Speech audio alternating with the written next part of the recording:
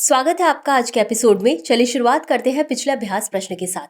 भारत ने अपने फंसे नागरिकों को वहां से निकालने के लिए ऑपरेशन कावेरी शुरू किया है।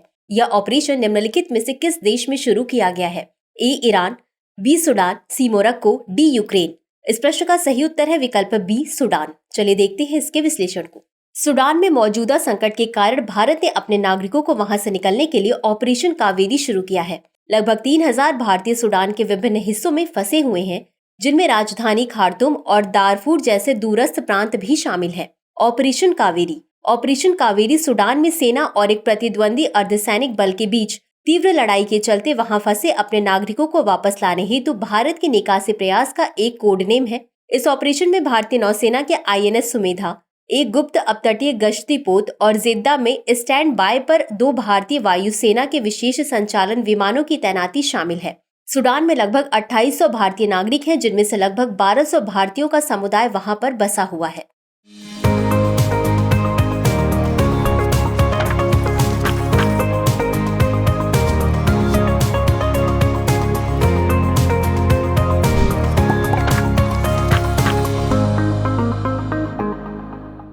तो चलिए शुरुआत करते हैं आज के एपिसोड की पहले प्रश्न के साथ। क्रिप्टो करेंसी के संदर्भ में निम्नलिखित में से कौन सा सही है? ए बिटकॉइन, बी एथेरियम, सी स्टेबल कॉइन्स, डी उपर्युक्त सभी। इस प्रश्न का सही उत्तर है विकल्प डी उपर्युक्त सभी। चलिए देखते हैं इसके विश्लेषण को। क्रिप्टो करेंसी एक डिजिटल या आभासी मुद्रा है जो सुरक्षा हेतु क्रिप्टोग्राफी का उपयोग करती है। यह एक विकेंद्रीकृत मुद्रा है, जिसका अर्थ है कि यह किसी भी सरकार या संस्था द्वारा नियंत्रित नहीं है। क्रिप्टो करेंसी के कुछ उदाहरणों में बिटकॉइन, एथेरियम, स्टेबल कॉइन्स और लाइट कॉइन शामिल हैं। अगला प्रश्न है, लॉजिस्टिक प्रदर्शन सूचकांक निम्नलिखित में से किसके द्वारा जारी किया जाता है? ए नीति आयोग, बी विश्व आर्थिक मंच, सी विश्व बैंक, डी उपर्युक्त कोई नहीं। इस प्रश्न का सही उत्तर है विकल्प सी विश्व बैंक। चलिए देखते हैं इसके विश्लेषण को। विश्व बैंक द्वारा जारी किए गए लॉजिस्टिक प्रदर्शन सूचकांक यानी LPI 2023 में 139 देशों के सूचकांक में भारत अब 38वें स्थान पर है। वर्ष 2018 और 2014 में भारत क्रमशः 44वें और 54वें स्थान पर था। अगला प्रश्न है, भारत में स्थानीय स्वशासन की दृष्टि से निम्नलिखित में से कौन सा शासनकाल सर्वश्रेष्ठ माना जाता है? ए मौर्य काल, बी चोल काल, सी गुप्त काल, डी ब्रिटिश काल। इस प्रश्न का सही उत्तर है विकल्प बी चोल काल।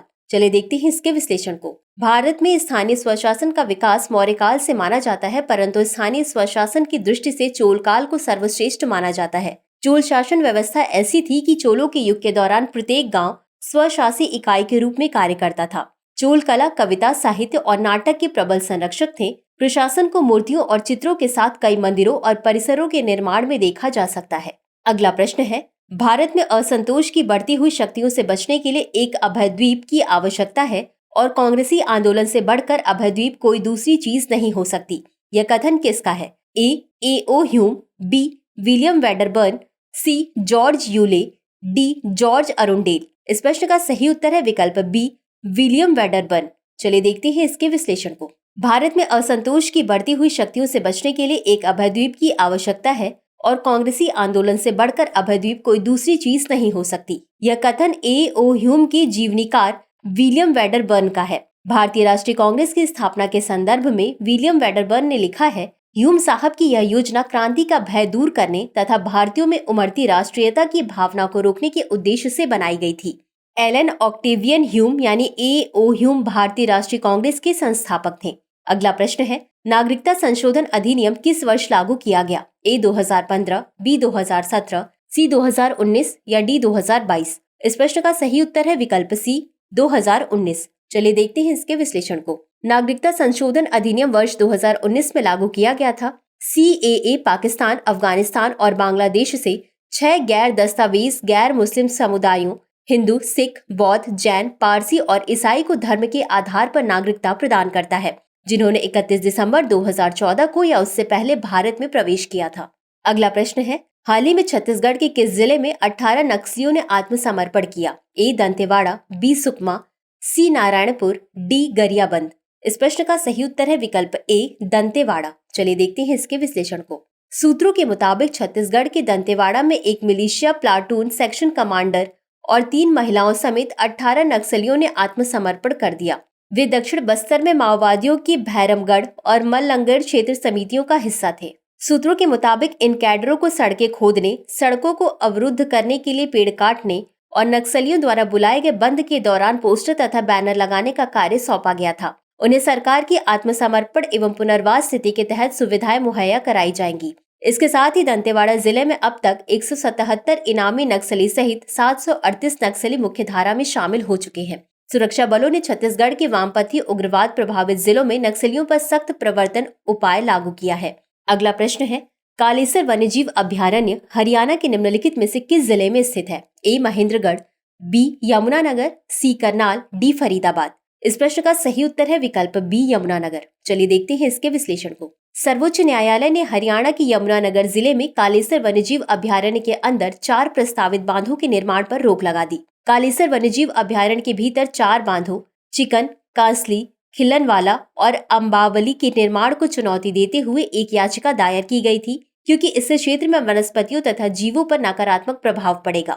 राष्ट्रीय वन्यजीव बोर्ड ने भारतीय वन्यजीव संस्थान यानी WII की रिपोर्ट का संज्ञान लिए बिना वन्यजीव अभयारण्य के अंदर बांध बनाने की अनुमति दे दी है। WII ने अपनी रिपोर्ट कालेसर वन्यजीव अभयारण्य हरियाणा में प्रस्तावित छोटे बांधों की व्यवहार्यता अध्ययन में स्पष्ट रूप से कहा है कि प्रस्तावित बांध कालेसर वन्यजीव अभयारण्य की संरक्षित क्षेत्र सीमा के अंतर्गत है और इस तरह संरक्षित क्षेत्र के स्थलीय तथा साथ ही जलीय जैव विविधता को महत्वपूर्ण रूप से प्रभावित करेंगे। 13 दिसंबर 1996 को अधिसूचित कालेसर वन्यजीव अभयारण्य शिवालिक तलहटी पर स्थित है। यह राजाजी राष्ट्रीय उद्यान उत्तराखंड और सिंबल बारा राष्ट्रीय उद्यान हिमाचल प्रदेश से सटा हुआ है। पूरा क्षेत्र जैव विविधता से भरा हुआ है, जिसमें घने साल के वन, खैर के वन और घास की भूमि के टुकड़े हैं, जिनमें विभिन्न प्रकार के पौधों और जीवों की प्रजातियां हैं। अगला प्रश्न है, निम्नलिखित में से किस राज्य में निर्वाचन आयोग ने हीट वेव के कारण मतदान का समय बढ़ाने का निर्णय लिया है? ए बिहार, बी उत्तर प्रदेश, सी मध्य प्रदेश, डी राजस्थान। इस प्रश्न का सही उत्तर है विकल्प ए बिहार। चलिए देखते हैं इसके विश्लेषण को। भारत निर्वाचन आयोग ने बिहार के 4 संसदीय क्षेत्रों के कुछ भाग में मतदान की अवधि 2 घंटे बढ़ाने का निर्णय लिया है। मतदाताओं की भागीदारी बढ़ाने के लिए राज्य के मुख्य निर्वाचन अधिकारी ने हीटवेव के कारण मतदान का समय बढ़ाने का फैसला किया है। यह निर्णय 19 अप्रैल को शुरुआती दौर के मतदान के दौरान तुलनात्मक रूप से कम मतदान के बाद लिया गया है। तो चलिए अंत में देखते हैं आज के अभ्यास प्रश्न को। भारत में कितनी भूकंप वेधशालाएं हैं? ए 35, बी 82, सी 108, डी 115। इस प्रश्न का उत्तर कमेंट बॉक्स में जरूर दे। आज के लिए बस इतना ही। धन्यवाद। डियर व्यूअर्स, अपने एग्जाम की तैयारी को और बेहतर करने के लिए हमारे चैनल को लाइक, शेयर और सब्सक्राइब करना न भूलें।